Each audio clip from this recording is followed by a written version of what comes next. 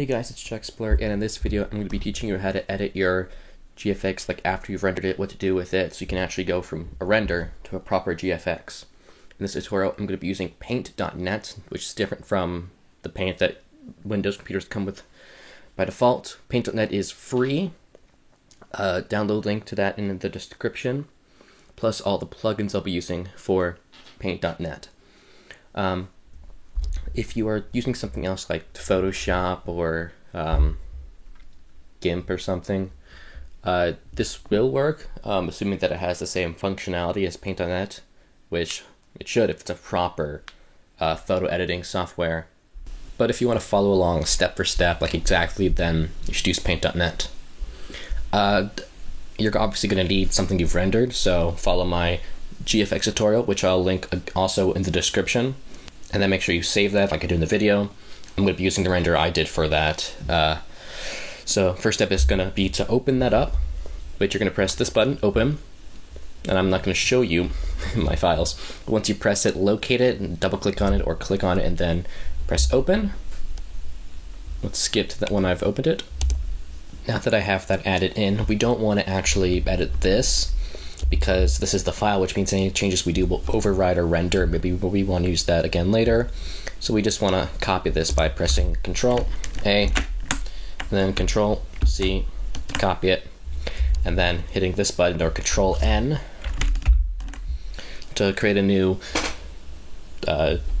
file now, or new project. So it doesn't automatically save after you make this, so it's not really a new file yet. But you gotta pick what size you want. Now, if you're doing like a thumbnail, you'll want it to be 1920 by 1080, or like just whatever, whatever you want. But for this, I'm just going to make it square, so I'm going to do 2000 by 2000.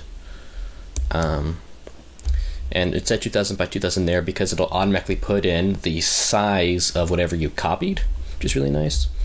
So I'm actually going to close out of this because I don't need it anymore. Now, the great thing about Paint.net is it has layers, which means we can put things behind stuff, and it's great. So this is the background layer, so you can see down here in the bottom right. You want to add a new layer, however, so we're going to press this button. Boop, we have a new layer. And press Control V to add our thing back in. Now you notice this is separate from this, see? Which is great. It's what we want. Now, to move around, you can scroll up and down to, well, we can't scroll up and down because we're not zoomed in enough. If you hold Control and scroll, you'll zoom in and out. You can scroll up and down without holding anything to go up and down. Hold Shift while doing this to go side to side. If you want to pan around, you can click and hold the middle mouse button, kind of like in Blender. Now, you might be thinking, this does look a little drab. I probably should have made the lights a bit brighter in my scene when I rendered this. But the first thing we're actually going to do is I'm going to resize this by clicking this button. Boop. Or you can press M. This is the transform tool. I'm just going to click once to kind of activate it. No, go click it. There we go. And then I zoomed out a bit so I can see all the handles. These are what the handles are. You can go this way. Ooh, it's squished. Or the corner ones do it in all directions. Control Z to undo stuff and Control Y to redo stuff, by the way. I'm just gonna move this down, but I don't want to stretch it. I don't want to just move it down otherwise. So what I'm going to do is I'm going to resize it, but I want to keep the aspect ratio the same. So I'm going to click this to move it, I'm going to hold Shift to keep the aspect ratio the same. I just want to get the feet out of frame, and that's good. You can use the arrow keys to move it up and down, left and right. You can't really see it because it's really high ratio, which means 1 pixel isn't a lot. If you hold Control while clicking on the arrow keys, it'll move it a lot more. I'm just going to kind of center this a little bit more. I think that's good. Now, there are a lot of things you can do, and it really, really just depends on whatever project you're going for. So I'm just going to kind of go through all of them. Some things you will want to do, some things you won't. Some things won't really apply to the kind of thing I'm doing in this tutorial, but I'm going to show you nonetheless because you might want to do it in whatever you're making. First thing is what I always start with is getting the render's colors and stuff the way I want it. To do that, you're going to go to Adjustments, which is up here. And before I click on it, I have more options than you probably will, most likely. That's because I have a lot of plugins installed. However, we're only going to use a few for this tutorial. If you've already installed the plugins, you'll have some of these because the one that I have for Drop Shadow is like a pack, so it'll install a couple of these, but we don't need to worry about all of these. First, we're just going to go to Brightness and Contrast. Now, Contrast is this slider, which is kind of self-explanatory what it does. Low contrast just kind of does that. High contrast, it's the contrast, which is also a number word. So you can click this to reset it. I'm probably going to bring up the contrast maybe up to 5, but I'm also going to turn up the brightness as well, because the brightness does this. And let's make it a bit brighter, maybe like 20. And that's already looking a lot better. Press OK. So to show you, it went from that to that. Now the next thing I'm going to do is adjustments again. Hue, saturation. I'm just going to bump the saturation a little bit to make it a little more vibrant. Not a lot, because if you do it a lot, we'll get something that looks like this. So like maybe like to 110 might be a little too much, maybe like 107 I think looks nice. And there we go. And that's looking a whole lot better from where it was. Went from that to this, which is already a huge improvement. Now there are a lot of things you can do. First thing I'm going to start with is how to add drop shadow, because sometimes if you have just like a character and there's like, you know, transparent, you don't have a scene, you might want to add some drop shadow to kind of make it pop. And I'm using a plugin for that. Link in the description. The drop shadow comes in a pack, so you'll end up installing all that stuff. If you have any problems installing the plugins, just look up how to install plugins from paint.net on Google. It'll show you. So I'm going to click drop shadow. And since this is just a layer and since it's transparent, it recognizes the edges of the object. Now, of course, there are a lot of sliders. The shadow color is pretty self-explanatory. What color do you want the shadow to be? Press this little arrow on anything to reset it. The widening radius is how wide it is. So if we turn it up, it's really wide. Blur is how much it blurs, like that, the fall off kind of. The shadow opacity is just how visible it is. So if it's 0, it's invisible a little bit. It's how transparent it is. 255 is completely not transparent. You haven't done anything. The offset just offsets it. So you could do something like this. I'm going to reset all these. That's already where it was.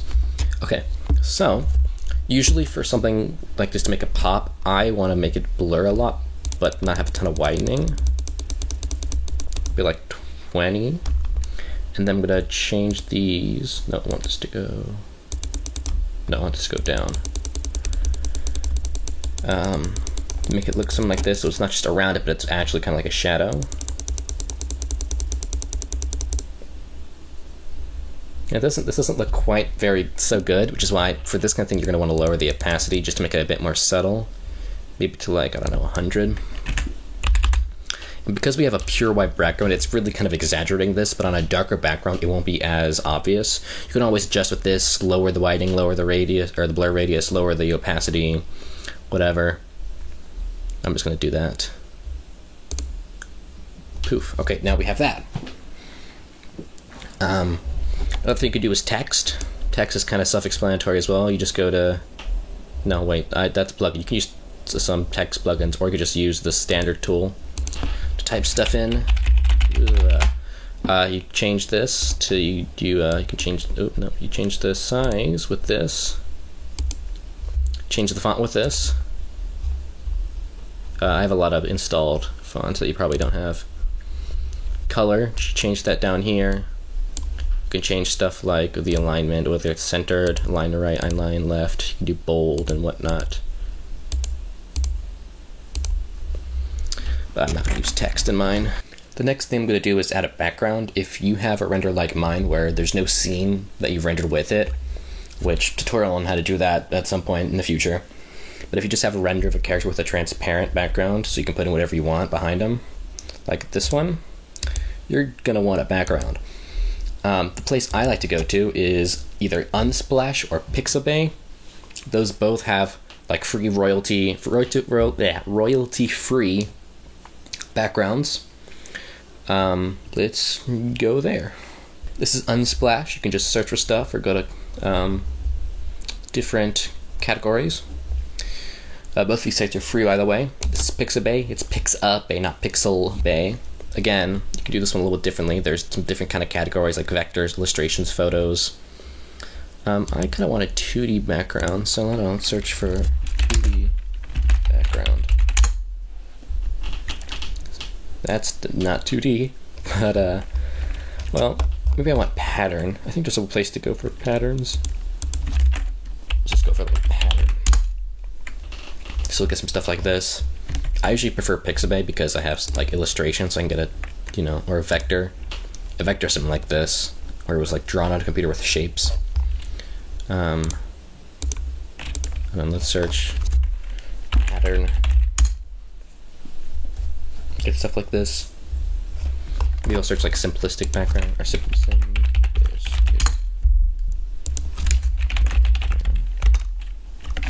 Or just simple background.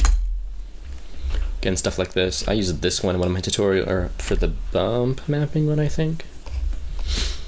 There's a lot of good stuff. I don't know, I'll pick one. I'll just search simple. I don't know, I'll pick this one.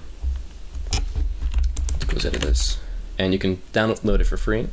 I don't really feel like logging in right now into my account, so I'm just going to copy it from here. But it will give you lower resolution if you do that. So you should probably log in, but just for the sake of this, I'm not saving this or anything. So, alright, go back to your thing, go to your background, Control V. See, it's much smaller than I want it to be. Scroll on again while you're resizing it. Make sure to hold Shift to keep the same aspect ratio. There we go. Nope, that's too big. There we go. You can see the drop shadow is much more subtle. You do stuff with this. You can do what we did to the, contrast. We can change the contrast and stuff if you want. See, I'm not going to though. Next thing is how to add like overlays and effects. Like, well, I'll just show you. I usually go to Google Images for this. There's probably a better website out there for this, but I don't know. I haven't found one. But if I just search like particle overlay,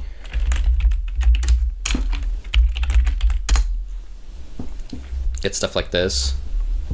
I don't know. Just pick one.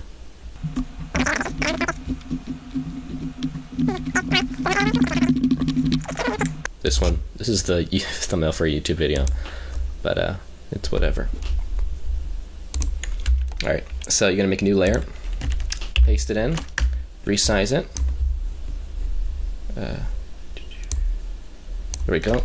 Now, of course, it's covering everything. We can't see it, so we've got to change the way. That's why an overlay like this has to have a black background. And in Paint.net, in some programs, you're going to change let me go back. Click this thingy here, this properties. Some programs it's overlay, but in this one it's screen. It does something like that. You can change the opacity as well if it's not quite what you want. Let's change the contrast actually. There we go.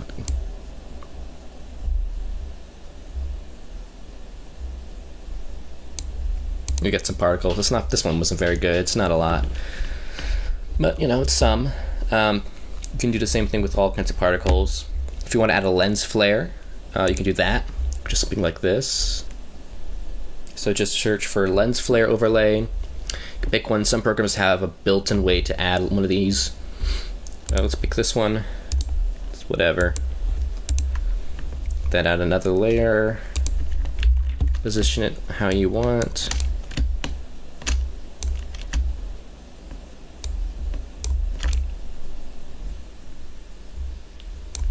Then again, change the blending mode to screen. Poof, you got a lens flare.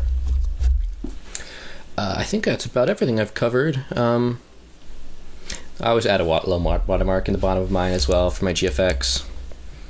But that is it, I think.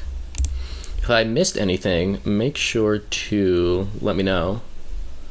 I hope I didn't forget anything, but if I did, comment below and I'll make sure to make a little extra video explaining that. But that's it for this video. Hope you enjoyed. Thank you for watching, and I'll see you guys in the next one.